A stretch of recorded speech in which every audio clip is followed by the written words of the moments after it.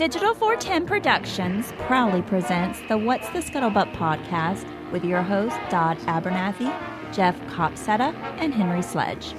What is going on, everybody? It's been a while. We took a little time off for the holidays, a much-needed break, but Jeff Copsetta, he can never take a break. Mr. Man had to go get him some online schooling. We'll talk more about that momentarily, but we're happy to have you guys back. And it's kind of a special day for us here at the What's the Scuttlebutt podcast because this is episode number 100. And we want to appreciate everybody who's coming and hanging out with us tonight on the live stream and each and every one of you who tune in every week now that we do a weekly episode. And I just want to thank each and every one of you for your continued support. Jeff, Henry, how are y'all doing tonight? Happy 100. Thank you. Happy 100 to you guys too. Yeah, good to be here. Appreciate it. So real quick, Jeff, you posted something online. You said, hey, we kind of took a little time off, but there's never time off from learning. And looks like you took a pretty interesting online history course. You want to dip into that a little bit? Oh, yeah, real quick. So you done forgot about it. I'm getting into education, and I'm teaching at the high school here where I graduated 20 years ago now, but my goal is to get into the history department. Right now I'm covering their Spanish classes. So I've got about 2 years left. So I'm signed up for Southern New Hampshire's online history program. So those classes start in February. So I thought, well, I got my associates a couple years ago. It's been a little while, so I've got to kind of get back in the rhythm, of having deadlines and doing online, schooling. So my grandfather was a recipient of a newsletter from Hillsdale College called Imprimus. And when he passed away, it was passed on to my dad. My dad still gets the newsletter. For whatever reason, they always send him 2 copies, like some weird glitch. So I get a copy and my dad gets a copy. And a year or so ago, maybe a little longer than that, on the back of this one newsletter, they were offering a brand new American history course. And all of their online courses are free. I mean, that's a no-brainer. So I enjoyed that course so much. I think I've taken 3 or 4 more since then, all about history. And this latest one, and it's one of their newer courses called The Second World Wars. And this is put together by historian Victor Davis Hanson, who's just absolutely great. And it's just a really unique, I don't want to say, maybe unique's not the right word, but for me, a little bit eye-opening. As far as just how detrimental to the human race World War II was. I just always tend to look at things from the American perspective, and to lose 65 million people off of this planet because of that war, and America only losing about 400,000, almost really a drop in the bucket. I mean, and of course, 400,000, a lot of guys and gals that were lost during that war, but nothing like 8 million in China or 15 million in Russia. So it was a great course. I thought I'd share it, and I've just been plugging along, taking one on statesmanship and Winston Churchill right now that I'm really enjoying. Isn't it amazing when you do something like that, even after all these years and all the leisure reading that we do on the topic, that there's still so much more to learn? I mean, the vast coverage of what happened during World War II, you can almost read something every single day and not learn everything. Right. Yeah. It's almost like the more you learn, the more you realize you didn't know. It's incredible. Well, and that's why part of the thing we've always done here is look for other people who know about the topic, because even with the 3 of us, with all the knowledge we have, we could still only cover just a little tidbit of it. And so that's why we're always constantly throwing it out there. Hey, if you guys you know a lot about a subject, maybe something we don't cover, and you want us to cover it, send us an email to mailcall@wtsp.worldwar2.com, or even better, if you think you can come on and hang out and maintain a conversation with us for 35, 45 minutes and help contribute to the show audibly, we'll be more than happy to have you on. We're far from snobs here. The gates are wide open, and anytime anybody has anything that they can contribute, we'll be more than happy to have you on. Absolutely. Sorry for that. I've been fighting a cold since before Thanksgiving, and I still got it up in my sinuses. Well, we want you to drink our cold medicine. my grandfather's cold medicine, which I'm mixing with Diet Coke tonight, believe it or not. Speaking of Thanksgiving, how did everybody's holidays go? were you able to do what you normally do? Was there any kind of restrictions on anybody due to the COVID or any medical things, or was it just another normal year for everybody? We had family come over to my house, so it was really good. I mean, for me, it was the best Thanksgiving yet because of my new son. It was his first one. So, sure. The holidays are always kind of a time of, remembering loved ones that are no longer around and enjoying all the new ones. So I always have good holidays, guys. It's every year. Maybe my kid's like, man, Dad, you always say this is the best Christmas ever. I'm like, yeah, but it is. Every Christmas gets a little better so. I was getting ready to say, you're about to go out and do the whole My First Christmas ornament shopping routine because you got a Christmas right around the corner for him. Yeah. Oh, that's good stuff, man. Okay. We go all out for Christmas around here. My wife's got this place looking like a Southern Homes and Gardens expo. Oh yeah. Christmas done threw up in our house. Let me tell you, I've got a garden railroad outside out there that's all lit up with Christmas trees and everything, and I've got a light up Christmas wreath on my 1950 DeSoto driving around town with it lit up. It's still weird for me, even though I've lived in Florida now longer than I've lived anywhere else, and before living here I lived in California, but just because I grew up in Kentucky and Ohio, it's still weird to me to have Christmas without the cold weather and the ice and the snow and the tree change. I mean, I'm down here in the swamps, and other than it being what's the 80 temperature down there now, Jeff or Don? This week it was like in between the 70s and the 80s, and like I've been trying to go fishing, which this is my first time winter fishing, and all summer long the water temperature is 95, and now it's like 72, which up north would be considered warm, but down here it's cold. So yeah, I mean, it's just like any other day as far as our foliage goes. It's just instead of it being 98, I think it was 82 today. Yeah, but Christmas is the one time of year that I like cold weather.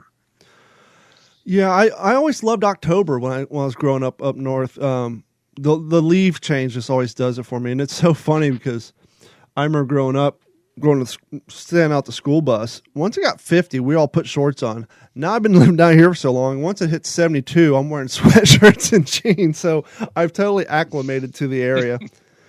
But I thought it would be kind of fun just to go through a little bit of brief history of the What's the Scuttlebutt podcast, and we can kind of see how things developed and progressed. Here's a little fun task for those in the listening audience, and even Jeff and Henry. Get out a recorder, sit in a room by yourself, and try to put together an hour-long podcast. You'll find it's quite difficult. And so one of the things I always did when we started this thing is I would just book on guests, because I knew, even with my terrestrial radio background, I was a producer of a radio show. I talked to two hosts, so I never had that background of being like a radio DJ who sits in a studio by himself talking to the audience. And so for me, it was always weird to try to sit down and do a podcast by myself. And so one of the ways I created a crutch for myself was to always book a guest. And that kind of forced me to track down some really interesting people. I'm not going to play clips of all of them. I do have some honorable mentions here too. But here is the opening of episode 1, which we all know aired in 2018, but actually recorded it in 2017.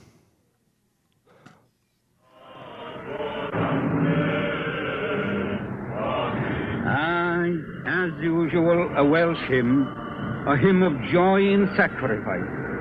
In that spirit we carry on, ere a door no, and for long as this war lasts, these furnaces shall never go cold.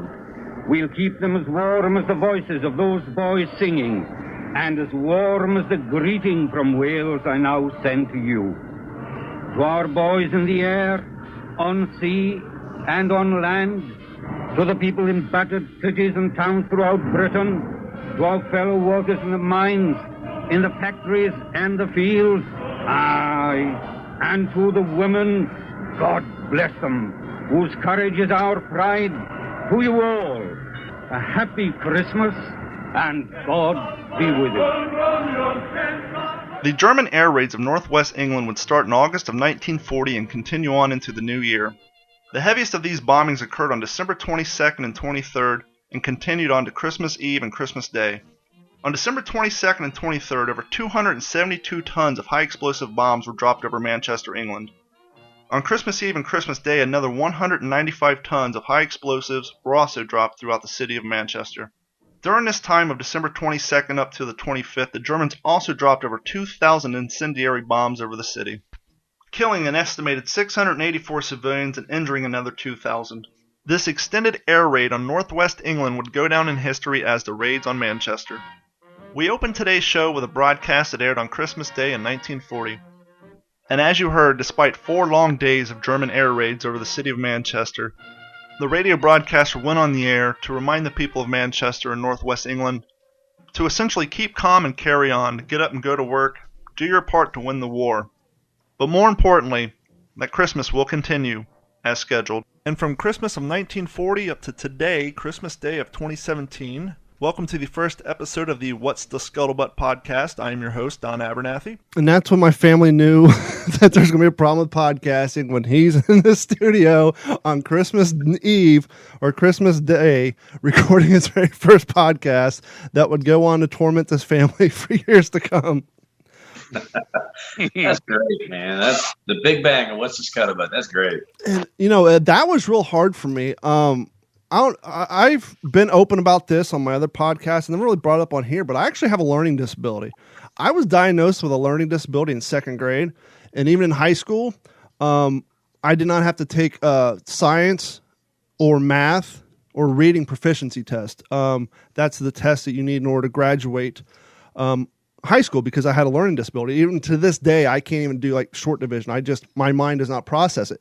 But interestingly enough, even though I had a learning disability in math, science, and reading, in my senior year of high school, I passed my senior year with a D in college prep history. So who knew that the cat who couldn't read, who could not, I literally could not read aloud until I started working in radio and forced myself to read stuff. And so when I did that first recording, I had to record that thing like 6 or 7 times to sit here and read live into a microphone with somebody who has a learning disability who, the another thing about World War II, and we talked about in the past, I got into books. Somebody got me a Barnes & Noble gift card. I was like, what the hell am I going to do with this? I don't read.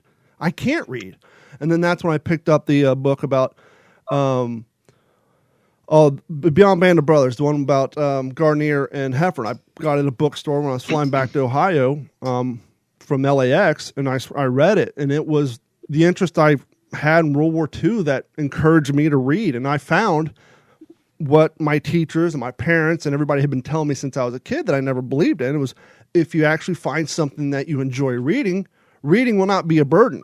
But if it's something you can't stand and you have a difficult time doing it, then you're not going to. And actually, just like anything else, the first time you do something, you're never good at it. It was reading these books, the World War II stuff, the more I read, the more proficient I got, the easier reading got, and now I can, read things and record them. And it goes with Henry's father's book. It was probably like the 3rd book I ever had. I read that thing 3 or 4 times. I probably had to read it the 2nd time just because I didn't understand half of it the first time, but reading through it, I just got, it's like anything else, it just got easier and easier. So for someone to be in the position in which I grew up in, to have a history podcast where I actually research, write up things, and then record them, where I'm actually reading script, I've kind of come a long way in that fact. That's a very powerful story. Oh, thank you. Well done. So one of the things I wanted to do with this podcast is I wanted to interview vets, but as we know, it was getting, harder and harder to find them. But being a computer guy, I actually had a customer who lived right behind my shop who was a World War II vet. He got there near the end of the war, so he didn't have a lot of combat experience to talk about. But if you guys are a long-time listener to this podcast, even when I do sit down with veterans who have battle experience, I would never push them into that realm. I would just talk to them and let the conversation take it to where they're comfortable. And so to me, the fact that he didn't have any combat experience didn't mean anything, because I was just interested in talking to people who were alive during the time. Just like we've interviewed women civilians who were in the United States at the time and told us what it was like on the home front. And so the first person, World War II vet, I talked to, and I'm happy to say he's still alive, and I can look out my shop window and see him out there on his riding mower or selling mangoes out in the street, is one Mr. Martin Alex. And here's just a brief, real quick segment from him on episode number 2 with Martin Alex. I'm very honored to be joined by a World War II vet, Mr. Martin Alex. Thank you, Martin, for allowing me to come over to your house today and spend a Sunday with you. So we went to Ritchieville, Pennsylvania, and we lived there for a while, a short time. And then the mines around Farmington started opening up. And so he got a job at Carolina, which was one of those mines that was a ring around Farmington. And but they would not hire you unless you lived in their house. So we had to rent our house out so that we lived in a company house. We lived in that company house probably for 2 or 3 years, and then finally there was a sort of a war with a rebellion with the miners against the company's policy, and they had their own police force. The company did. Kind of like the Pinkertons, but not the Pinkertons. They rode on horseback and stuff. I remember that as a kid, and of course a lot of people attacked each other and had a lot of problems, and finally they settled it up, and we were able to move into our own house. And that's one of the interesting things when you're talking to somebody who's born in 1925 up until modern days. Not only did they see World War II, but as in the case of Martin Alex and his family, that little segment of his interview, I usually start off, where were you born, where were you raised up? And we were talking about the Great Depression. And as you heard him say, his family actually had a house, but in order for his father to get a job working in the coal mines, they had to lease out their house so that they can move to the company town, because in order to work at the coal mines, much like the old songs say, 16 tons and what do you get? Another day older and deeper in debt. St. Peter, don't call me because I can't go. I owe my soul to the company store. To work in the coal mines, you got paid with company chit, which was their coins, which was only good at the company store, and to pay rent at the company house. And so here I am sitting down with this World War II veteran, and we do a history on living in coal mine towns and how his dad was basically working for essentially free, because the money he was earning at the coal mines had no value outside the company town. And the only money they actually made was the money leasing out his house. And so it's always interesting where these conversations go, even if it's not World War II per se, but just life in the 30s and 40s is always interesting to me. It really brings home just how different it was. Yeah. And I think I may have mentioned it before. I was at my grandmother's house, or at my mom's house, and she had some of the company coins that my grandfather, because he was born in Eastern Kentucky, and he was a coal miner, and then he got tired of the coal mine scene, and then he moved to Richwood, Kentucky, worked at my great-grandfather's dairy farm, and that's how he and my grandmother met before he went off to war. And hopefully maybe playing some of these clips will invite some of you new guys, the new listeners, to go back, because all these episodes are still available over at WTSPWorldWar2.com, or if you subscribe on iTunes, it'll just download the entire catalog. But all 100 episodes are still available up on our website. If you guys don't mind, I'm going to skip the clip number 3. This was an interesting one that was brought to me. This is another interview. But this is a guy who lives here in Southwest Florida. His name's Fritz Lindenbrau. And he was 6 years old in Germany during the war. And I pulled an interesting clip. He kind of talked about growing up in school, how the Nazi propaganda was presented to them. And then there's a clip to me which is very telling. After all these years, this is 2018. This happened in 1944. When telling this story, he still has a tear come to his eye, and he starts to break up a little bit. This is one of the interviews that I just wish I would have known a little bit better, because this is early in the history of the show. I recorded this at a beautiful house, marble floors, cathedral ceilings, not known of the acoustic nightmare it would become. And I literally had to process this interview like 8 times to try to remove as much echo. And I've actually had a huge fan of the show tell me this is one of the interviews that he couldn't make it through because of the sound quality. It's not that horrible, but I get it. If you're listening through ear pods, it can be a little taxing. But this is a very interesting and heartfelt clip from Mr. Fritz Lindenbrau back in 2018. When we had gotten to school, we have to stand up. The teacher was the one who says Heil Hitler. And the pupils, we have to say the same thing. And we even sing the song, the national anthem, Sure. Deutschland, Deutschland, über alles in the world, This brainwash stuff there, yeah. High priority target. Absolutely, inclusive the Autobahns. As a matter of fact, I remember a lot of times when there was a signal where the train had to stop because there was a train station a couple of miles further down. And when the train stopped, all the passengers had to go out of the train and have to go under the train. Under the train. In case they were strafed by air? Yeah. In case they're, we knew always, as a matter of fact, when we got bombed, because we were lucky enough, that was the last house of the town where we lived at the time. And we could look all the way down to the city of Mannheim, and we could see where the Americans had gotten across the Lachs, where the bridge was, blew up, where the Americans walked across the Lachs, Yeah. So they came across, and there was a dam right there on the Neckar River, and this is where they positioned themselves. Okay. There was a fight in front of our house. Really? There was which we saw and there were the Americans. They've been apart approximately maybe 2 kilometers, something like this. They fought and fought and fought until all the Germans got killed. With this days, hours, weeks? It was approximately 3 weeks. 3 weeks. Something like this. There were maybe 150 Germans or something like this. It was ridiculous. And I'll never forget this. My uncle and me as a boy, we been out in the attic and could look. There were the Germans and there were the Americans. And constantly shooting. There is also a lot of Americans who lost their life as well. Yeah. I still remember with the Jeep where they hauled them to the cemetery, where they're laying dead on the back of the Jeep and stuff like this, a couple of. And I still remember very well also where the Germans, there may be 10, 15 left, and it was right there where the railroad track was, what I mentioned earlier, the railroad track. And there lived a family. There was a gate where you could cross the railroad track.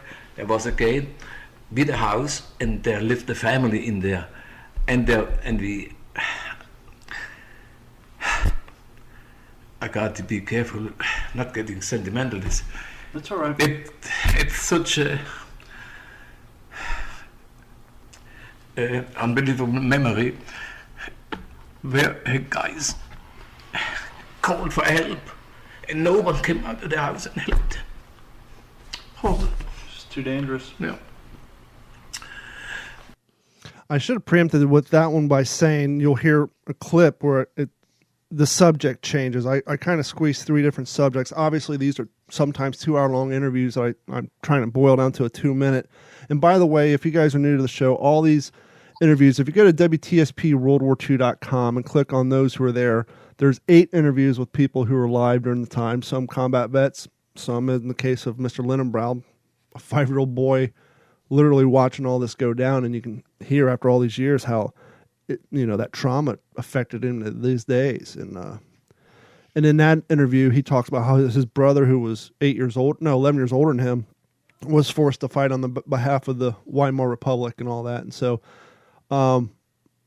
if you can get over I don't know, the audio I don't feel was that bad there. I've gone. No, it was not that bad. I've gone back and cleaned it up and republished it, but that one is definitely a good one to listen to, because one of the things I did at the end of that interview is I asked him, and it's actually a reoccurring question I have for these guys who are in their 90s and lived through the Depression and lived through a World War and lived through the era of the Korean War and Vietnam Wars.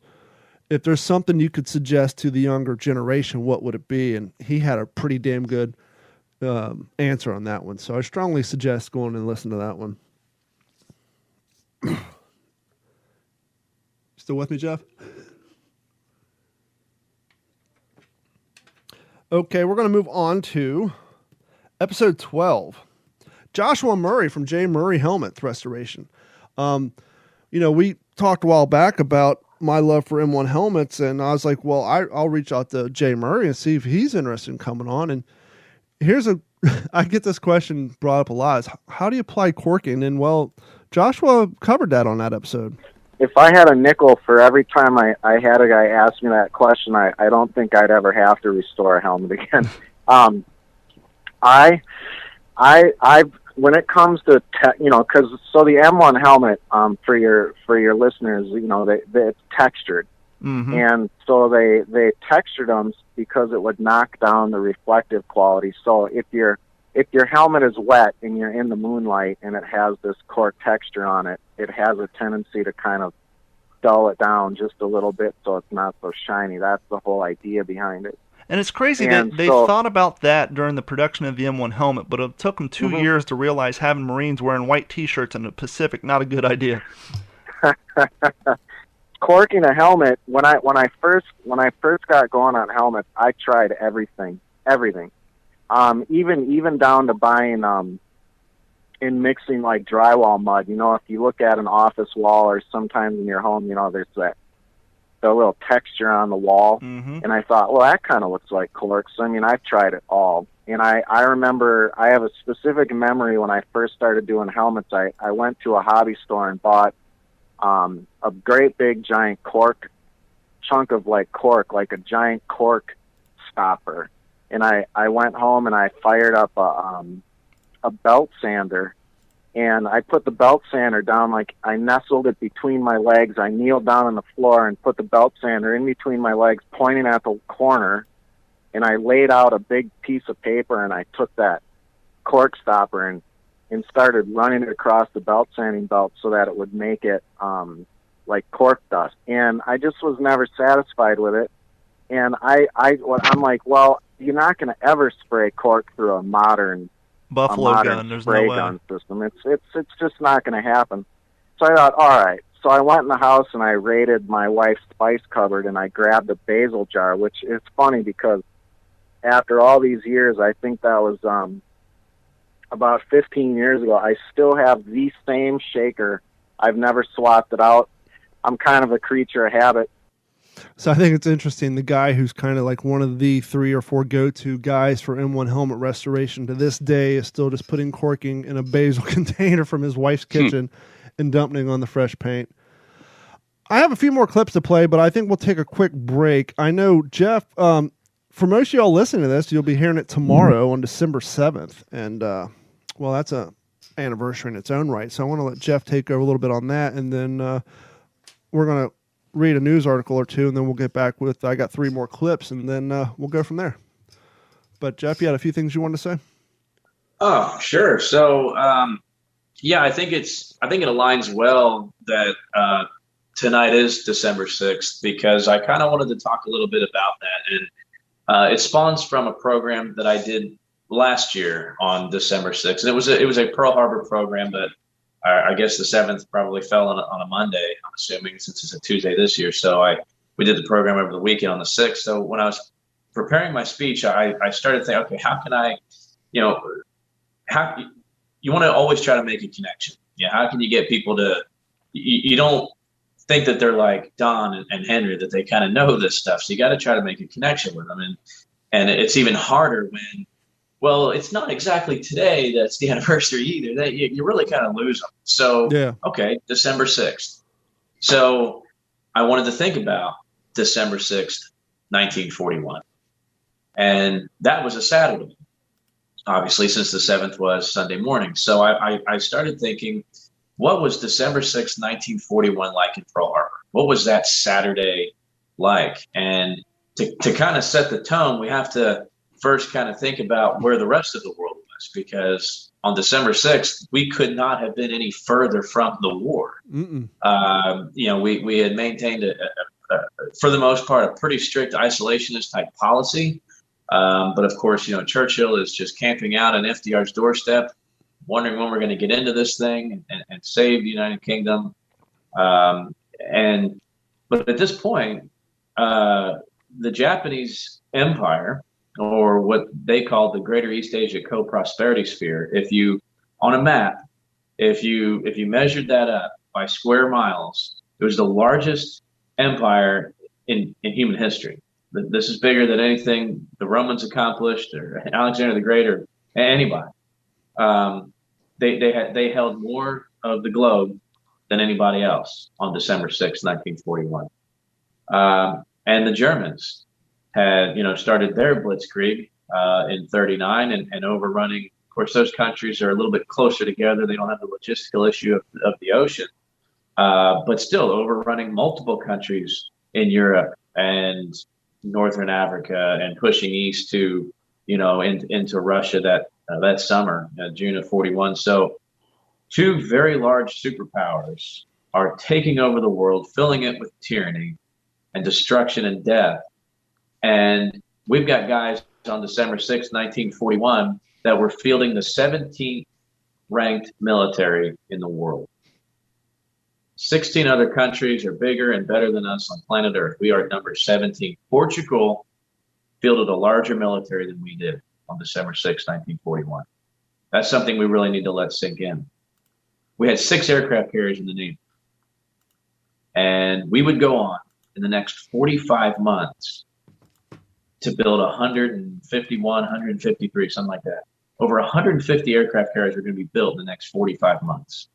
Over 200,000 aircraft are going to be built. That is unbelievable to me. So what was December 6th like? Maybe Friday was a payday. Guys are hitting the streets, getting a new tattoo. Maybe they're buying the rank that maybe they just got promoted just in time for Christmas. They're probably Christmas shopping. Guys are going around to the, souvenir shops and buying their kid brother something or something to send home to mom and dad for Christmas, which is just a couple weeks away. I mean, look around you. People have their Christmas lights up. Some have their Christmas tree. It's Christmas time, folks. And not to mention, it was Christmas time on December 6th, 1941. And not to mention, we didn't have Amazon Prime with 2-day delivery. So people were out shopping so they can take the 2 weeks to snail mail. And the stores had stuff in them. Yeah, that too. Right. But if you're on the West Coast or in Hawaii and you have family on the East Coast, it's going to take a while to ship that stuff back. And so, like Jeff was saying, you're going all your holiday shopping and you're just out on the town living your life. Right. Maybe catching up on mail. Maybe finally, sending mom that letter back that she sent you before Thanksgiving. Maybe it's time I write her back. Mm-hmm. With all that said, it was just another normal day. And that day just kind of gets lost in the sauce because of what happened the following day. And, what I like to think about December 7th, now 80 years ago, we celebrate the birth of the nation on the 4th of July, 1776. But in my opinion, it was the American identity that was forged from the destruction that came out of December 7th, 1941.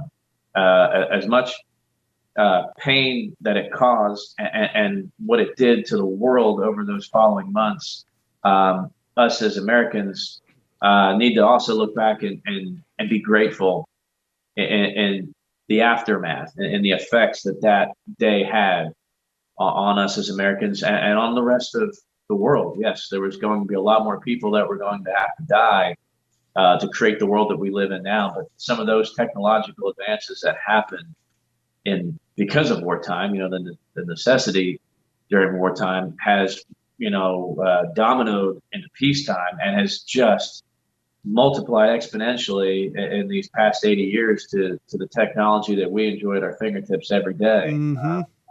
So there's cause for reflection, but there's cause for pause. And as long as we never forget and always remember Pearl Harbor, I think that means maybe our kids will never remember or never forget Pearl Harbor and so on and so on, because I think that's what our boys would want. And the three of us are of age that we can kind of get a glimpse of what that must have been like the following day, because the three of us were all here for 9/11. And we remember what it was like seeing American flags on all the cars driving down the street the following week. And probably the last time, I would think that regardless of what your political ideologies were, that's probably the last time we all kind of got along, despite all the nonsense in the news. That's and all probably that. True. And obviously little different, but as far as tragedies and lives lost, we can kind of understand what they're going through, and so it's I don't want to say easy, but it's familiar to kind of put ourselves. Oh, that's what it could have been like for them in 41 and 42, right after Pearl Harbor, and we heard that on the news after 9/11 that they made that connection just due to the sneak attack aspect and the lives lost, but. So, imagine, and earlier, Jeff, you were talking about your newest son. We're all dads here. Mm-hmm. Imagine on December 7th when the aftermath of the attack and you're the parent of an 18, 19-year-old son, or possibly 2 or 3 of them. Imagine what's going through your mind. Because they're going to get called up. They're going to go. And I didn't pull the clip earlier because it's not something that we did. But when I first started this podcast, I still worked in radio, and my Stan and Haney show, they gave me a clip and permission to use. And I strongly suggest those you listening, after you listen to this episode, go to the website or download it on the app, look for episode 4. In episode 4, it's a clip, it's an entire interview from Stan Haney show, but they interview a girl who was on Pearl Harbor. She was in Hawaii, she was 8 years old on that day. And so if you want the first person account of what D-Day was like, go to our website or go on the app and look for episode 4. And you can hear a very interesting interview with a eyewitness of what happened on Pearl Harbor. But yeah, it's just so, I don't know, it's just crazy how, we were talking about this before the show. It's the younger generation thinks, oh, that's so long ago, but it's not. We still have people alive, and sadly we're losing more and more every day, and maybe that'll be a good segue into this next sad topic. What can you guys tell me about Edward Shames? I know that Leighton Hughes, who we had last time, had talked to him a few times, obviously through all the Band of Brothers stuff. And actually, I think our former guest, Brian Dimitrovich, posted something. I think he had done some stuff with it. I never interacted with him or met him. Yeah, Brian posted a picture. Apparently, he was at a Easy Company get-together and was drinking some Grey Goose with Earl McClung. And Shames came over and participated and ended up signing his bottle. But the reason, the name may not sound familiar with it, because as far as I know, the only reference in Band of Brothers is from this. You know what Dyke's problem is, don't you? He's just another one of those arrogant rich jerks from Yale. Oh, God, not another one of those. Division's not going to let me replace him just because I got a bad feeling about him. Even if they would, who'd I put in his place? Shames? Do not ever talk when I'm talking, you got that? Shames seen too many war movies, thinks he has to yell all the time. Both you little crapheads! Did not listen to a word I said during that briefing, did you? Or Peacock? God bless him, no one tries harder, but he's not cut out to take men so that's combat. Probably, for those of you who watched the series many a times, that's probably the only real scene you're familiar with the name. Yes. And after, Don, after Leighton and I started really getting to be friends, he talked about Shames in some of our first conversations, and it sounds like he was a pretty contentious guy sometimes, and a lot of the other E-Company guys thought so. And then I'm like, well, I know the name, I got to process this. And then so here recently when I rewatched Band of Brothers, then I see that, and I'm like, oh yeah, now I remember that guy.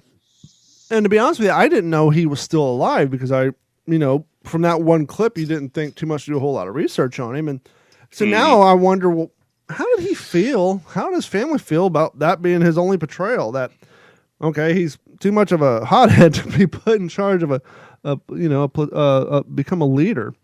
But anyhow, the reason I bring that up, Dateline, December 6th, 2021, Army Colonel Edward Shames, the last remaining officer of World War II's Band of Brothers, which Brian Demetrius pointed out was not the case because he is on the spot with his stuff. I'm just pulling up on our page so I can find what he said. He said, incorrect CNN, Brad Freeman of Easy Company is still alive and well. But back to the story. CNN, Colonel Edward Shames, the last surviving officer, not so much as we just pointed out, of the World War II Parachute Infantry Regiment of the U.S. Army, known as Easy Company, died Friday at the age of 99. God bless him. Quote, Shames passed away peacefully at his home, said the obituary posted in the Holloman Brown Funeral Home and Cemetery. During World War II, Shames was a member of the renowned Easy Company 506 Parachute Infantry Regiment, the 101st Airborne Division, known globally as the Band of Brothers. According to the obituary, the story of Easy Company was later immortalized in the HBO miniseries, as we just said 3 times before, Band of Brothers. Shames was involved in some of the most important battles of the war. He made his first combat jump into Normandy on D-Day as part of Operation Overlord. According to the obituary, Shames gained a reputation as a stubborn and very outspoken soldier who demanded highest standards for himself and for his other soldiers. And so I did a little quick searching around the old YouTube, and I found an interview with him.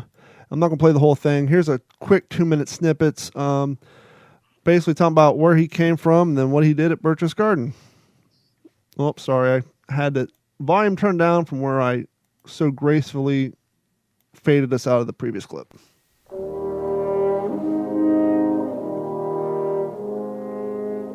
I'd never seen firing from every direction, in any direction, as I saw that morning.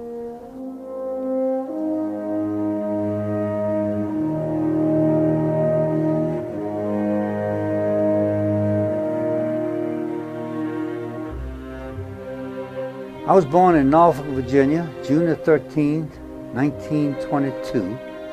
My family was Jewish. We knew that sooner or later that the United States was going to be involved in the war. I was only 18, 19 years old. I signed up at Fort Monroe, Virginia, to go into the 506 Parachute Infantry. Nothing has ever been before or since of what they put us through, including the running, the training, and also the obstacle course that was, we said, developed by the devil himself. They almost killed all of us. But on troop train, we knew that it was going to New York, and therefore we knew we were going to go to England. We trained very seriously in England because we knew this was the word to do. And this was in September 1943. At the Eagle's Nest in Birch's Garden. We were the first ones there. Naturally, we did what any God-fearing soldier would do. We looted the whole place of everything that we wanted. I got a little bit of the silverware plus a bottle of cognac, Hennessy cognac. And on the bottle of cognac it says, for the Führer's use only. I kept the bottle of cognac and I brought it home, and I used the bottle of cognac to celebrate my son's 13th year bar mitzvah. That I brought more men home from my platoon than any of the 200 platoons in the 101st Airborne Division. Of that I am proud of. I was tough. I wouldn't take no for an answer. I wouldn't take a lot of bull. I was concerned with bringing those men home. The mission first, bringing the men home. After he was talking about getting the silverware, I had to flash back. Remember the scene when Spears was walking through the dining hall and the maitre d's running off, and then there's another guy behind him. I wonder if that was the Shames character. Is that you talking about when Lieutenant Welsh? I thought Kitty would like this. You talking about that? Or? No, that's when they first get to Birch's Garden. You see, actually, yes, you're right. I think Winters, and then another guy came up and they smacked his hand. I wonder if that was Shames. But back to the CNN article. Here's something interesting. In Germany, he was the first member of the 101st Airborne to enter Dachau concentration camp just days after its liberation. And after the war, Shames worked as an expert on the Middle East affairs with the National Security Agency. He later served with the United States Army Reserve Division and retired a colonel. And then it goes on to give his obituary. So, Yeah, not only survived the war, but to live to 99. I mean, most civilians aren't even that blessed, especially of that era, to, survive all that and then have the good health to live to 99. I think we can all attest that if we're lucky, we will live to 99. I was talking about Go ahead, Jeff. I said I plan on it. Yeah, well, that's where we're a little lucky now with technology. I'm thinking, my knees are bad from all the years of skateboarding, but by the time I need a new knee, they'll be pretty much off the shelf, and I can pick one at my leisure. For those you watching home, you can kind of see I have a Christmas sweater style t-shirt on. This is actually the Wtsp World War II Christmas shirt, and you can't see it at home, but right now it has a picture of an M1 Garand on it, and it says, "Dear Santa, all I want for Christmas is an official Springfield Armory M1 rifle semi-automatic, chambered in a 30-06 with a cherry stock, complete with an 8-round M-block. Thank you, Ralphie." So I took the line from the Christmas story about wanting the Red Ryder BB gun, mixed it up a little bit, slapped on an M1 Garand, and that's the official WTSP Ugly Sweater Christmas shirt. So you guys can head over to WTSPWorldWar2.com and find your shirt there and get one to have for your next Christmas party. You'll be the talk of the town. That's pretty cool. I may have to get one of those. Yeah. Well, the first year I made it, I sold quite a few of them. A lot of the reenactors bought it. Oh, and real quick, while you're there, please head over to WTSPWorldWar2.com and click on the Patreon link. We got a few new patrons helping to support the show. We are just about there where all our overhead for web hosting, paying for all the services, to restream and all that stuff is just about paid for. So I truly want to thank each and every one of you who sign up each month. It's $1 a month. There is a $7.50 a month plan. After month 2, I will send you a free t-shirt. I just posted for all members from last week that I made some new podcast stickers for the What's in Your Head podcast, and I announced that this week now, we're going to be giving away some WTSP stickers. Obviously, I'm going to be sending Henry and Jeff some too. I'm going to print up the stencil like the t-shirt Jeff has, and then I also do a version of the Lucky Strikes logo, and so I will send you guys some of those, and those are the vinyl cut stickers like you see on the back of people's cars, not the printed up stickers that tend to peel off and delaminate. Do you want to do your book suggestion before we get to these next 3 clips there, Jeff? Oh, yeah, I can do that. The one I'm reading now, I'm not quite through, is this one. Gotta love the green screen. This one here, Day of Infamy. This is written by Walter Lord, and some people may remember Walter Lord as kind of having probably one of the best novels written about the disaster with the Titanic. That was a book, A Night to Remember. It came out in the mid-50s. So, and this one's about the same time. This one I want to say is maybe early 50s when it was originally published, mid-50s, somewhere in there. But so along those same lines that he wrote the other one, just kind of real, that you don't get caught up in too many technical details. It's just personal story after personal story, this ship, and then this ship, and he keeps it all in chronological order, which is really great. So you just kind of get an overall sense of what that morning was like. There's no backstory. And for any of you that have read, like, At Dawn We Slept, it took about 25 years for them to write the book. It takes you about 20 years to read it. Like Winds of War. It's everything you could ever possibly want to know about it. Whereas this is like a little, 180-page paperback, throw it in your briefcase, read it on your lunch hour kind of thing. Great book. But I also finished recently this one here. I know this is not World War II. This is about the spy ring that helped save the American Revolution. Brian Kilmeade and Don Yeager have kind of a series out that they've done on some topics in American history, and this is the first one I read. And what I wanted to read out loud real quick, you guys will get a kick out of, because it makes me think. During World War II, the English, the British soldiers were pretty upset about so many American boys at home or at their home in England while they're all fighting the war. Of course, the overpaid, oversexed, and over here motto came out of that. But let's go back, and this is from a letter written by a cavalry officer. His name was Lord Rawdon, who, this is from the British perspective. So they are here on Long Island. And this is what he's talking about. And this was written on August 5th of 1776. The fair nymphs of this isle are in wonderful tribulation, as the fresh meat our men have got here has made them as riotous as satyrs. A girl cannot step into the bushes to pluck a rose without running the most imminent risk of being ravished. And they are so little accustomed to these vigorous methods that they don't bear them with the proper resignation. And of consequence, we have most entertaining courts-martial every day. Okay, boys. They may have complained about what happened in England in the 40s, but it sounds like they were dishing it out on Staten Island in the 1770s. So I thought that was interesting. And the last thing I want to talk about, we're going to save for when we kind of get into where it all started for us. But so those are the two books I just recently finished, and one that I'm in the middle of. You're talking about it takes you 20 years to read it, and I had a flashback before I started reading all these books. I kind of said earlier that the first book I read was the one about Babe Heffron. Then I had a flashback. One of the first books I read, it was at my dad's house, was Winds of War. Have you read either that or War and Remembrance? Yeah, Winds of War I read a long time ago.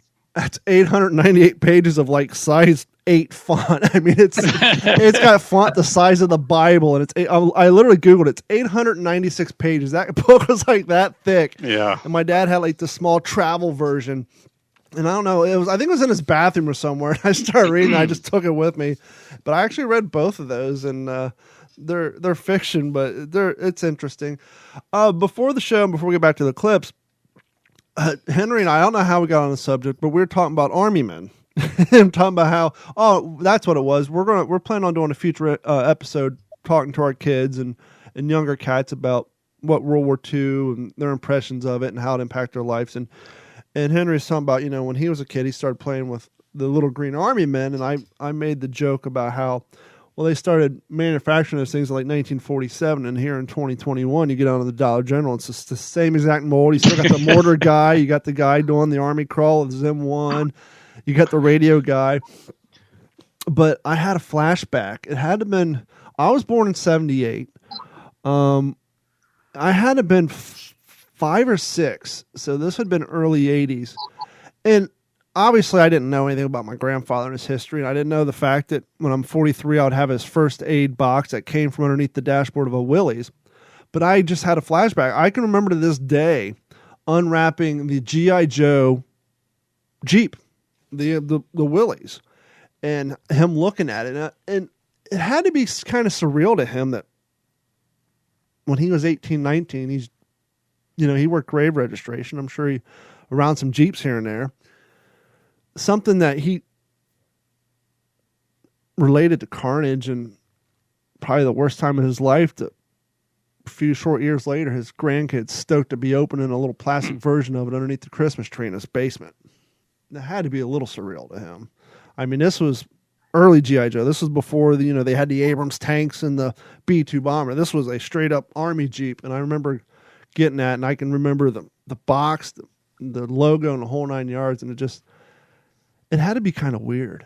I can only imagine. Probably same thing for your father too, Henry. I mean, I'm sure you went down the G.I. Joe trail early on. Oh yeah, for sure. In fact, I don't know that it was a Willys, but down at the local dime store, I got a plastic Jeep and had a plastic machine gun on the back of it. And I remember putting it by the bed at night, sleeping by it, so it'd be there for me when I could play with it in the morning. And there was we're talking, I was like 6 or 7 years old at the time, but back in the 70s, my older brother, there was a show that used to come on. I think it was about like some Army guys in the desert, probably in the Med Theater. They always went around in a couple of Jeeps. I think it was the Rat Patrol. Rat Patrol. Yeah. Was that it? Rat Patrol? Yeah. Yeah. And one of the guys had an Aussie hat. And my brother would always watch that show. That was like literally one of the first guys said, I like that Jeep, so he took me down to the dime store and I got the Jeep, and I mean, that was good stuff. The Rat Patrol is a show that's inspired loosely and modeled on David Sterling's British Special Forces services, which use modified Jeeps armed with machine guns as their transport through the treacherous desert terrain.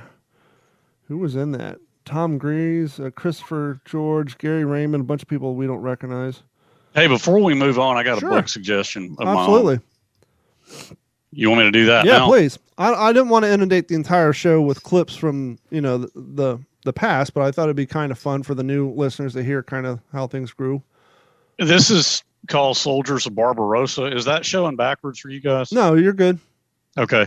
I heard about it on Paul Woodadge's World War II TV, but David Stahl, who wrote it, was talking about this book as well as several others that he's written. But this book is a collection of it's outtakes of letters and diaries from German soldiers on the Eastern Front, all the way through, from the beginning of Barbarossa, not until 1945, but well on into 1943. But it's pretty interesting stuff. Very good book. And I love the Eastern Front. That was like one of the first parts of World War II that really kind of grabbed me when I was younger. Yeah, it's one of the things I need to do. Every time we talk about books, I keep thinking the same thing. I need to broaden my horizons, as we were saying at the beginning of this podcast. With all the research and reading we do, there's so much that we don't know.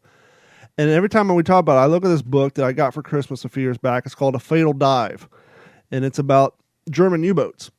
And so it's like, well, I got content right in front of me. I can definitely expand my horizons. So I think maybe I got another book on read. I know I'm slow. I'm just now getting ready to finish up September Hope because I only read probably about 30 minutes a night because of all other stuff.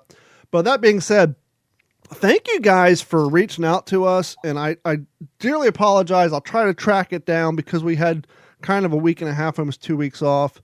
Sir, your email, I can't find it. I was just browsing through it. But, we do these book reviews and make suggestions. And, I mentioned on the one episode that I found this one on eBay and I was going to read it. And somebody actually tagged me either on a picture on Instagram or Facebook. I looked at our Facebook messages and didn't see it. But one of our listeners said, hey, I heard you talking about this book. So he went out and picked it up and he's going to give it a read and let us know what he thinks. And so we definitely encourage everybody, much like we said in the earlier show, if you read a book we suggest, let us know your take on it. Or if there's a book you think we should read, please email us at mailcall@wtspworldwar2.com and let us know what we should read. And with that being said, if you guys don't mind, we're going to hop on down to the next clip. Robert Glenn, USMC. This was a very interesting interview. This one came to me through one of my living history buddies. And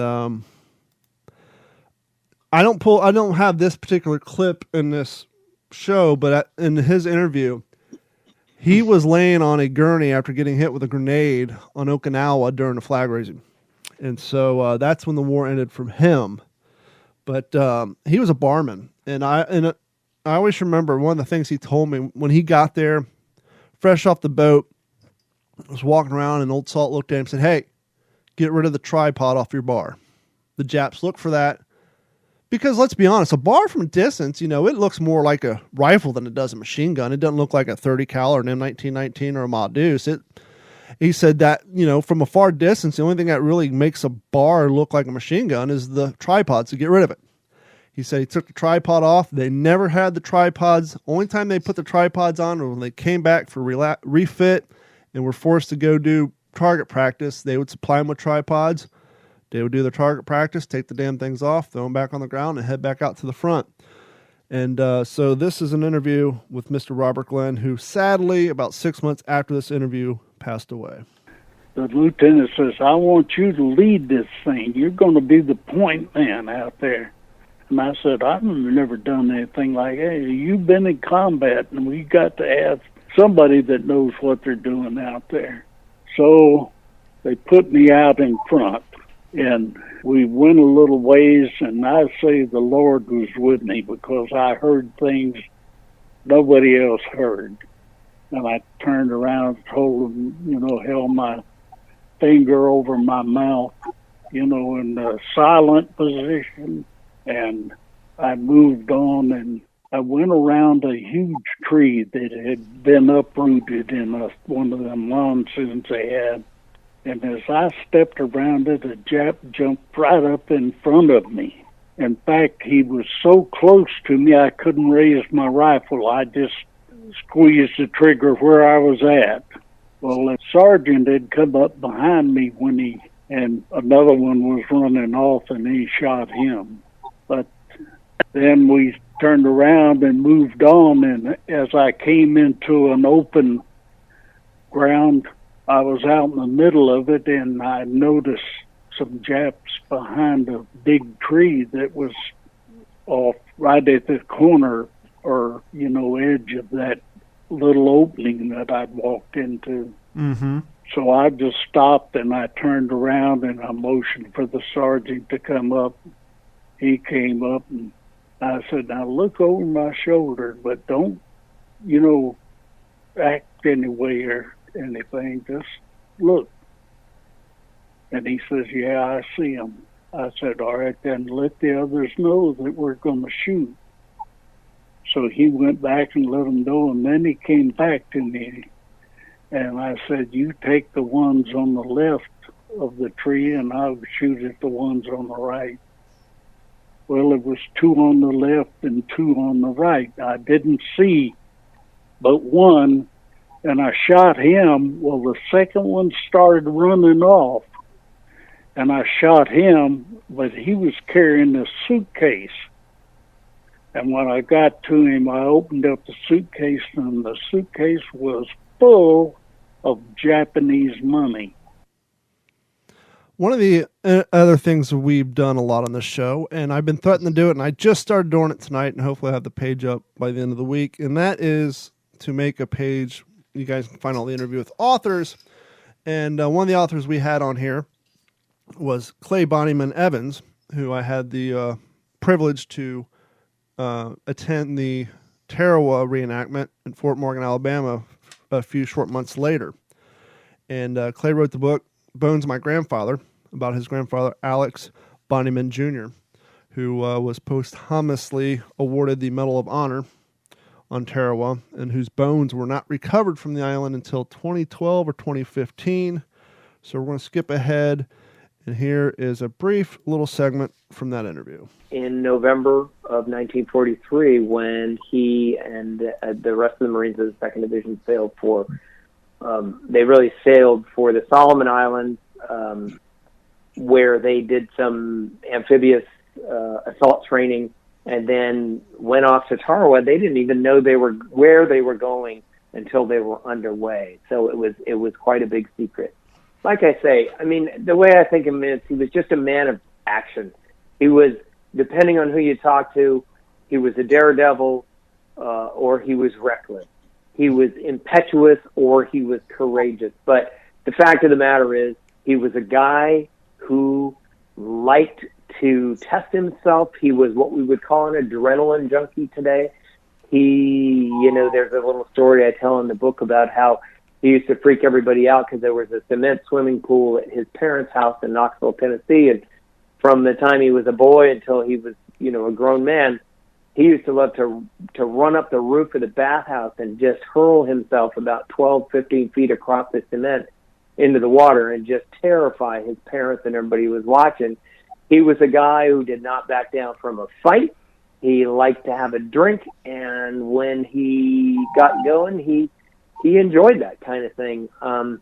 So he also, it's worth probably pointing out, he didn't turn out to have the skills to make the grade, but all the way back in 1932, looking for adventure, he joined the U.S. Army Air Corps because he had hoped to become a pilot. Now, before we wrap up the show with the final 2 clips, I want to do a little honorable mention.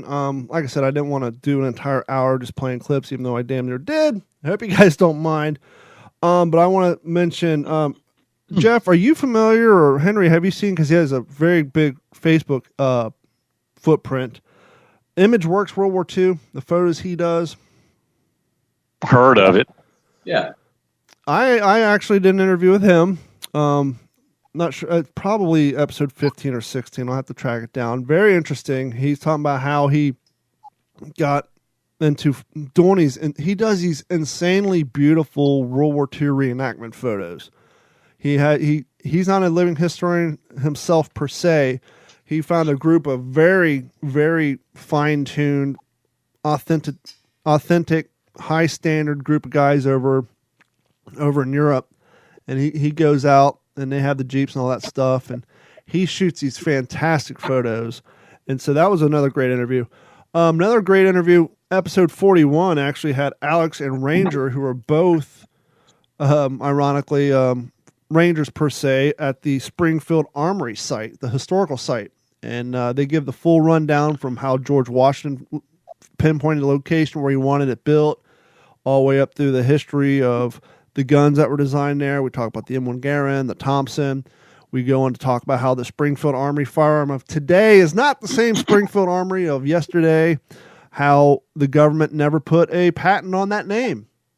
So after they shut down, the name was bought out, sold a few times, and the current owner is the guy who's making the Springfield Armory handguns and rifles you see today. But yeah, that is not, in fact, the same company.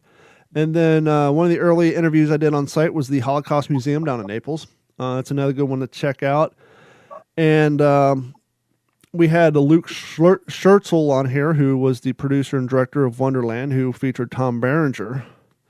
But then along came episode number 42, the episode that would kind of change the dynamic and where this podcast would go. And if you'll allow me, and you don't edit this out, sure. Today marks the 15th anniversary. It's all over my social media, and I'd love to give a shout out to some former colleagues of mine. Fox Troop 9th Cavalry Regiment, 15 years ago today, took a picture when we first pushed up into Baghdad, and we all 15 years, man.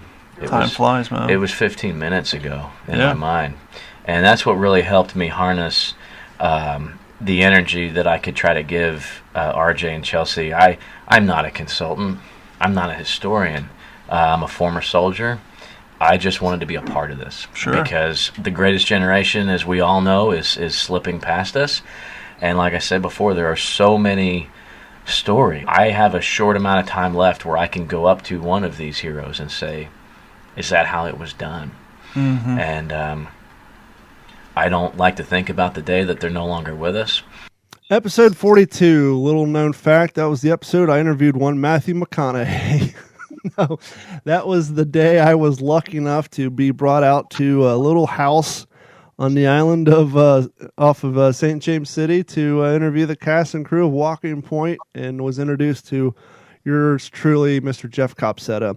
And it wasn't long after that I was flown out to Texas, and we spent a weekend together, and one thing led to another, and here he is, one of the first official co-hosts of the What's the Scuttlebutt podcast, and we haven't looked back since. So that was a huge day for this podcast. I appreciate that. I looking back, I didn't think it was that early on in the 100 episodes. Episode 42. It's incredible. Yep. And then we had you on, I think, once after that. And then, well, no.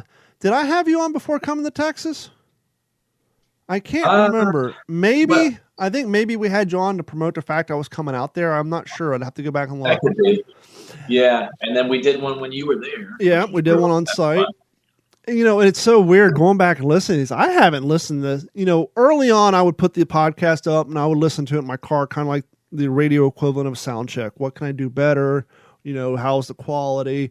And back in the day, I didn't have the microphones I have now. I had some low $25 microphones that picked up every background noise, every burp, and every fart. And I had a little tiny mixing board that if I plugged into a laptop would pick up ground noise. And so it took me a long time to get the clear studio sound with the proper equipment that, it probably took me, between this and my other podcast, it probably took almost a year and a half to get a decent mixing board to figure out, okay, I can't run this all through one computer. A little behind the scenes.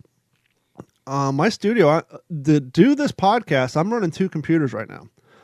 It takes 2 computers to put up this one episode. So it took me a long time to figure out, I need, because these aren't high powered. Even though I'm a computer guy, it's like the guys on that old show, Pimp My Ride, or you watch any of these shows on Velocity Channel. These guys are working on $100,000 cars, $70,000 cars, and they're driving home in their Chevette. Same way, I'm a computer guy, but I don't have high-end gaming computers here. And so it took me a while to even though I worked in radio, I wasn't a radio engineer. So it took a while to piecemeal all this stuff together on a shoestring on a shoestring budget to get the audio where it is today. But that brings us to episode 92. What could it possibly have? Or 91A for those you keeping track at home. But what happened on episode 92? Well, it might help, Don, if you click this button. So that's why they explored things like my dad being haunted so much by his experience. And Robert Leckie. I mean, you know, he had a harrowing time of it himself. I mean, and the Pacific explored that more than Band of Brothers did. Now, with 3 separate characters and 3 separate storylines, you know, I read all the reviews. I read what people were saying because I was primed. I wanted to know what people thought because I wanted so desperately for people to like it. I wanted desperately to like it. But again, even though I had been coached on what to not compare it to, I still compared it to Band of Brothers. How could you not? And so I'll be honest, and I told you guys this, you know, I watched it when it came out, my wife and I did. And of course, I was so close to the story. There were things, you know, like the damn thing with the 45 and all. Well, you know, and there were other things. And I'm just like, why did they do this? Why did they do that? And I was really angry at first. And roll on a number of years to basically, you know, now. And it's fortuitous the way things work out. But I've gotten involved in a couple of projects that have shown me that the Pacific had legs. It has legs. It stands up. I mean, and I think the people who are going to care about this kind of thing and who go back to Band of Brothers, go back to the Pacific, they have an awareness that, okay, these were 2 completely different projects.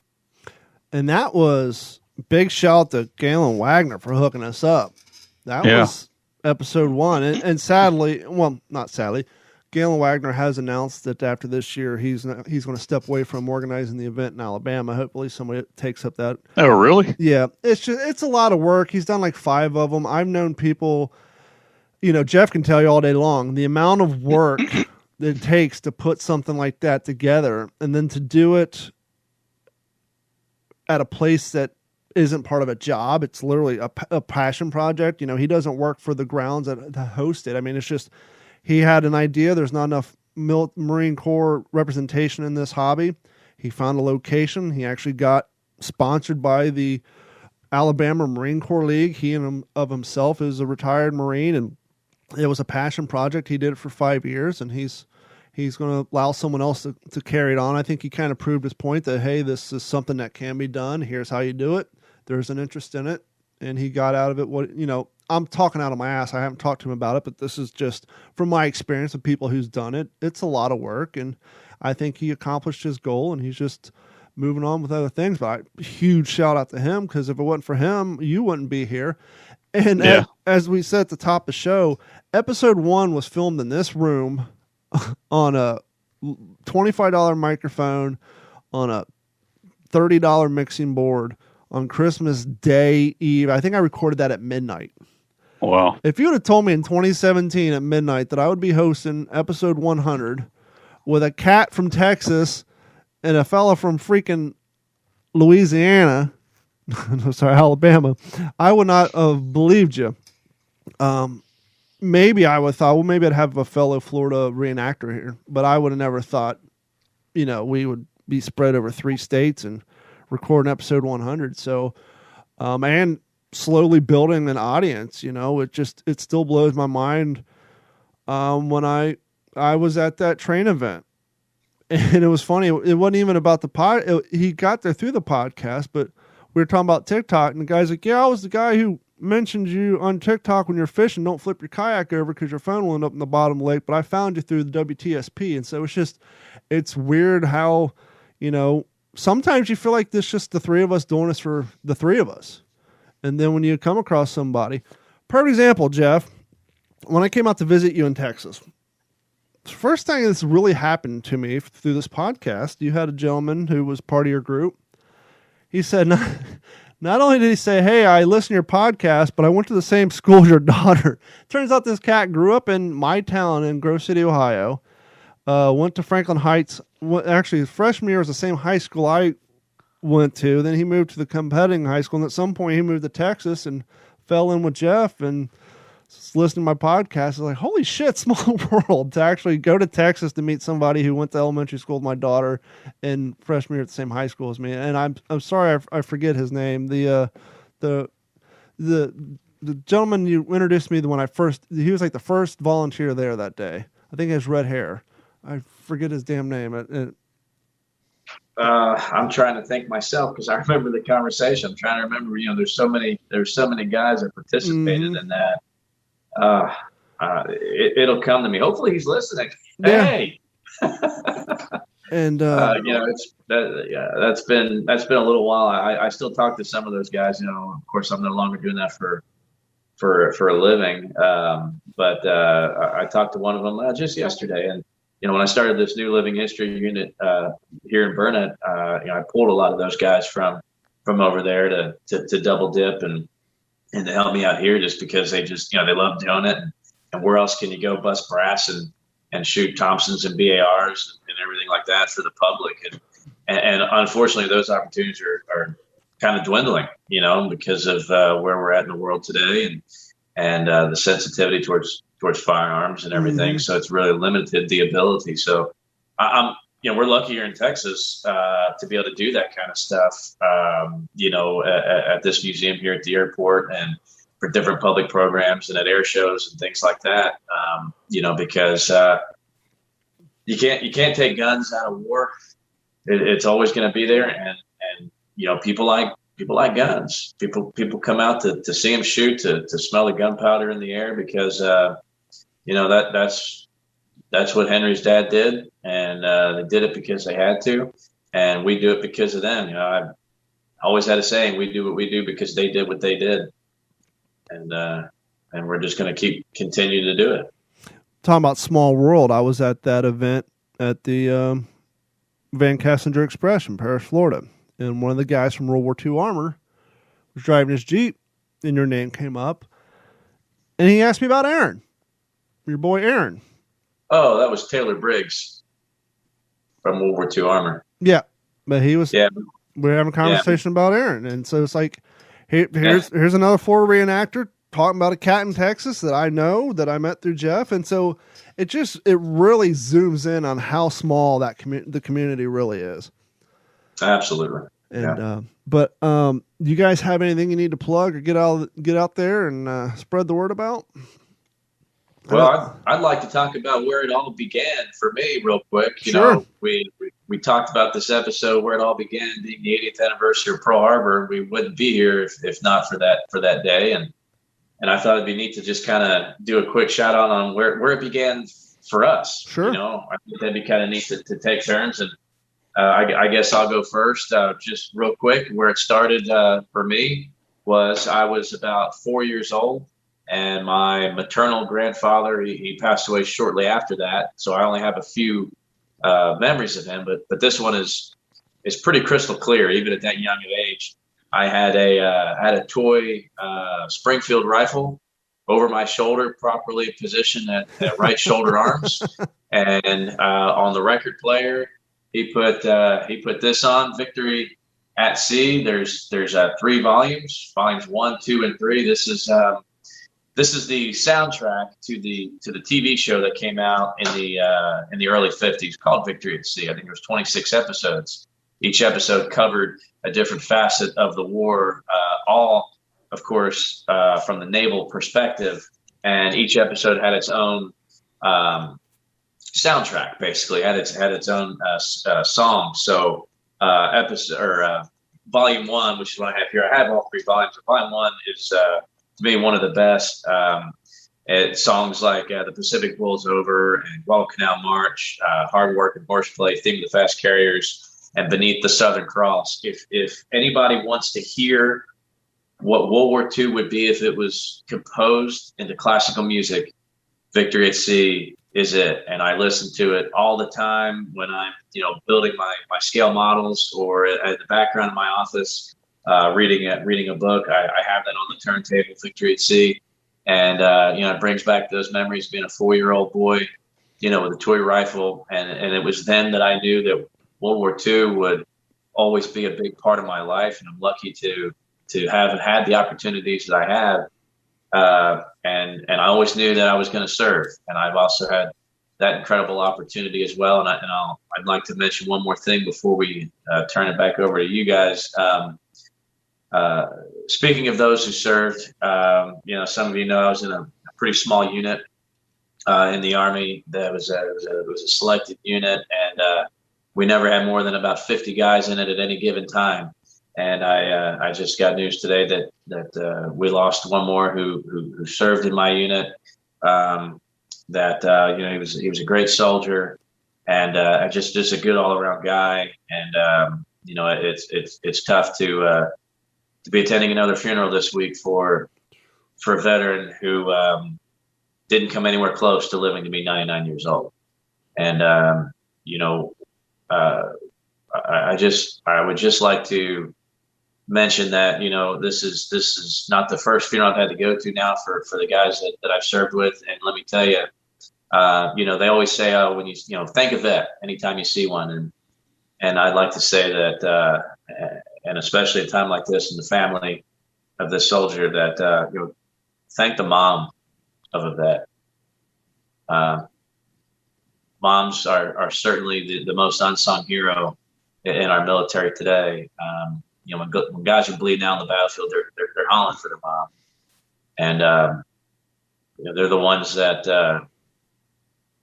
really truly stand behind every soldier, sailor, airman, and Marine and Coastie that we send to combat. So it's kind of a tough thing. It happens. It happens to all of us who've served. We can't all live to be 100. But if you guys could just keep that family, in your thoughts, and we're going to drive on.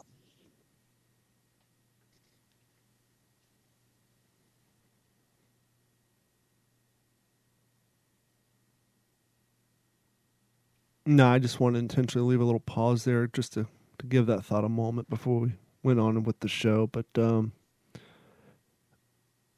definitely prayers for that. I'm deeply sorry for your loss, Jeff, and we'll everybody put out prayers. How about you, Henry? Where did it all get started with you? We were jokingly tossing down the gauntlet before we went on the air with you in this subject. So tell us about your uncle. Well, it was my brother and me going down to the dime store in Montevallo, and the little green Army helmets that they had. I'd get one of those and a little, the Tommy gun with a little little clapper in it. And then we'd run around in the woods behind the house, playing Army, playing World War II. And then in the afternoon, we'd watch Hogan's Heroes. That was coming on every afternoon, Hogan's Heroes. And Rat Patrol, as I mentioned earlier. And getting the bag of soldiers, the guy with the rifle and the mortarman and, all that, and setting those up. And, another guy that was a friend of my brother's, he had a little model of a German Tiger tank. So, just seeing those things and forming a visceral connection with it. And then the movies of the day, like, Where Eagles Dare, which that came along a few years later with Clint Eastwood and Richard Burton. Patton was another one. Battle of the Bulge. Just any World War II movie that came out, really getting into that. But I just kind of always had an appreciation for it. And then there was a Time Life picture history book that had been put out by Time Life. It was huge. And it covered the entirety of World War II, every theater, all the years of it. And I can remember just sitting on the floor looking through every page of that book, being equally fascinated by the European theater, the Pacific theater, the Med, Eastern Front. And then when my family and I would go down to Mobile to visit my grandmother, my brother would always say, "Hey, let's go in there and get Uncle Edward's medals out of the bureau in the hall there." And so we'd go in. He would have been about 12. I would have been about 5. And my Uncle Edward had been 741st Tank Battalion in the Battle of the Bulge. And we would get out his medals. He had 3 Purple Hearts, a Bronze Star, and a Silver Star. Wow. And then in the back room, his tanker's jacket was hanging up. And I can remember John taking that. I go, man, this is Uncle Edward's. He wore it in the Battle of the Bulge. You know, and even at 5-6 years old, man, I just thought that was so cool. Mm-hmm. And just to verify, it did. The Tanker jackets did have a zipper, correct? Yeah, it did. And this one, like, it just had the ribbed collar. Yeah, like Jeff. So Jeff, when you came on before the show, Jeff was talking about how the jacket he's wearing right now looks like a modern day tanker jacket. And I said, with the color, you can't really see the collar, but it has the same ribbed collar. But he said, well, the only difference is this one has a zipper. And I was like, no, the tanker jackets actually were the tanker and the airborne jumpsuit were like the few that actually had a zipper. The rest of them were buttons up. Yeah, this one did have a zipper. It had like a wool lining.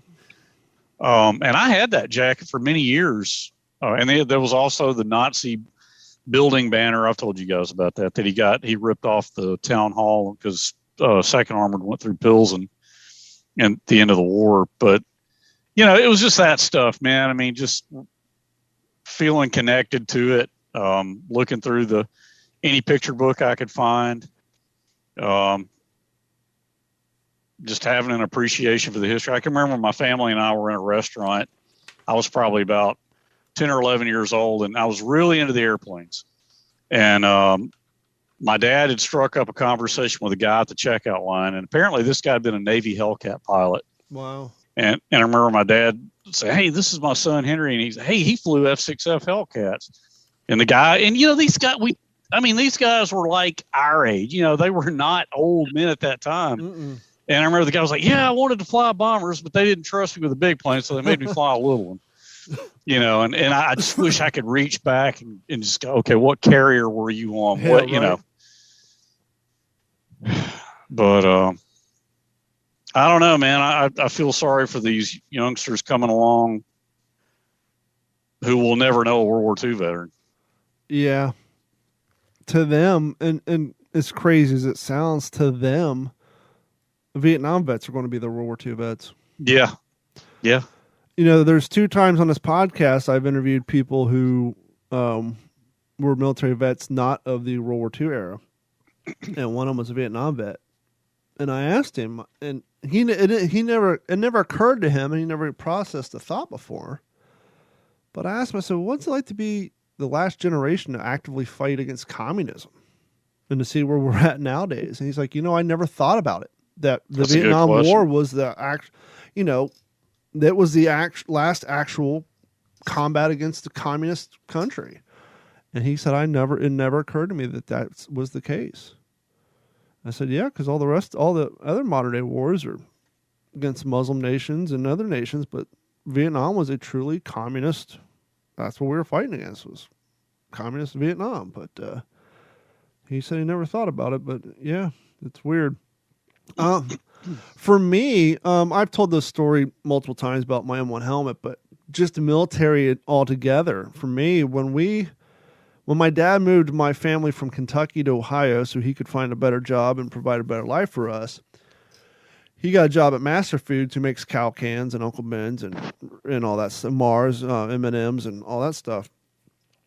We rented a little townhouse that what we found out, well, he probably knew, but what I come to find out later was it was military housing World War II. It was on Rickenbacker Air Force Base, named after the air ace Rickenbacker from World War I. And so we grew up on this little military base. At that point, it was basically a skeleton base. It was pretty much a stopover for fuel and to leave equipment at and have air shows every year. It was active, but it wasn't like active.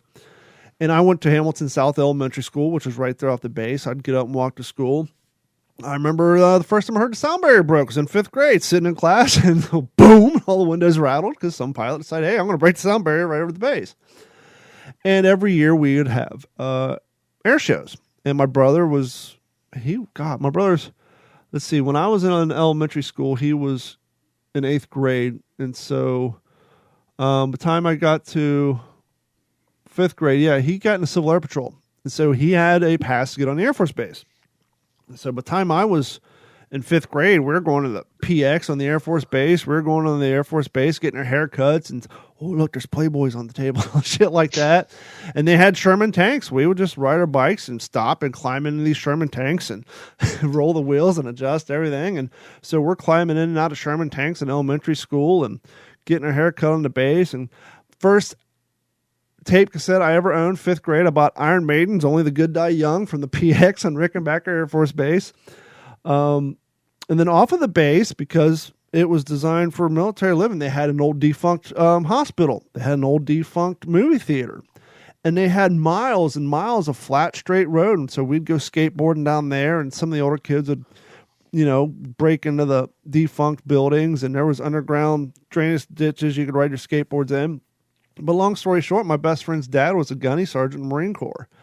And so in the summertime, I'd basically spend every day over there with Danny. And in his basement, he had the full-size G.I. Joe aircraft carrier. He had all that stuff. He had M1 helmets laying around and gas mask. And his dad would come home and have his Marine Corps PT shirts on and get up and go running in the morning. Every once in a blue moon, if there was a special event, he might come home in his dress blues and all that stuff. And Danny's mom was retired Navy. And so my second family, I basically, every day in the summertime, was basically grown up around a Marine Corps gunny sergeant and former Navy, and he would make us shit on shingles and tell us old Marine jokes and all that stuff. And then, I kind of lost interest in it until like I said, got some Band of Brother books. And when I moved down here in 04, got my first M1 helmet, and then the weight of it. And as I said before, people coming over who didn't formally have an interest in the topic would pick it up and say, wow. And then we'd talk about World War II, and then that's kind of what got me into living history, and the rest is WTSP history. But that's kind of what got me into it. And so, just being around Danny's dad and his mom and all that, and spending all that time on the Air Force Base, buying old defunct helmets and liners, and stepmom getting us stuff from the old surplus stores, and growing up in Kentucky too, we'd go out in the woods and play guns and all that stuff, and we'd all run around the Rickenbacker Air Force Base community in our 3-4 sizes too big BDUs, carrying plastic M16s, and just run around the neighborhood causing mischief and mayhem. And that's pretty much where we got our start on it. But yeah, nowadays kids play guns, they get kicked out of school. Yeah. I mean, just think about the fact that we had a activity called guns. What are you doing? Playing guns. And how many of us played the one pump BB gun rule? Pump the gun one time and you're perfectly suitable for shooting each other with them at a good range. No eye protection. You just go out in the woods and shoot each other with BB guns. I mean, we did all that dumb shit. But yeah, it's just different times, I guess, huh? Yeah. Is that what you're looking for, Jeff? That was awesome. This is great. 100th episode. It's everything I thought it would be. Well, I appreciate it. Once again, I didn't want to spend the whole time, but I figured why not? We got these clips and going back and like when I was editing some of these, it's like, wow, I've forgotten about a lot of these interviews, and going like when I was pulling clips of the veterans I was talking to, I was like, wow, I'm actually proud of some of these. And I just wish we had the opportunity to find more vets. I mean, I know they're out there, but sadly, as sad as it sounds, I'll be out in public and I'll see a gentleman with a hat on or at a restaurant, and usually they're with their adult children, and I'll go up and talk to their daughter or their son. And your dad served in Korea? Yeah, your dad served in World War II. Which, by the way, we're more interested in talking to Korean War vets. So if you guys know any Korean War vets, send them our way. But it's at the point now when you meet a World War II vet or their family, the first question is that your father? Yeah, how's he doing? He's well. Is he lucid? Because obviously to carry on a 30-minute conversation. I mean, I see cats on TikToks all the time. Well, they do like a 30-second thing, but they're like, nah, he can't carry on a conversation for more than 5 minutes. And it's sad, but yeah, it's at that point now. It's like you want to interview somebody, but you gotta ask the hard questions first. And that's why I always say, if you know somebody who's able to do it, even if it's from a telephone, we've done them. I've interviewed people in hospice who are more wanting to get their story out, and yeah, so whether it's over the phone or wherever, I've interviewed people over Skype, Zoom. So if you guys know relatives, guy down the street, like I said, Martin Elks, still alive, still mows his grass. He's still out there. So they're out there, and a lot of them are. You wouldn't even know they're 95, 96. A lot of them are just rolling around like they're in their late 70s, early 80s. So please, if you know them, just reach out to us, and we'll do the groundwork and get it set up, because we definitely would love to expand our catalog. And as I've always said too, one of the goals I have is get a handful of these to just send all these interviews I have the unedited rough cuts that I would love to just if they're interested, send them to the National Archives. Here you go. Here's some interviews. If you can find some interesting artifacts, go ahead and pull them out. But here's the uncut, long-form interviews, and just, let somebody do something with them. Because, why should we just be the only ones sitting on their interviews? But I think what's that? Yeah, well said. That's a neat factor. I mean, you've got the resource, but to be able to share it, that's what's important. Yeah, and that's what I always tell people is they're wanting to get their story out there. Yeah, I'll edit it and share it with my audience, but I always keep the long form version, and we'll do something with it in the future. But I think that's going to wrap up this episode 100 of the What's the Scuttlebutt podcast, your favorite World War II based podcast.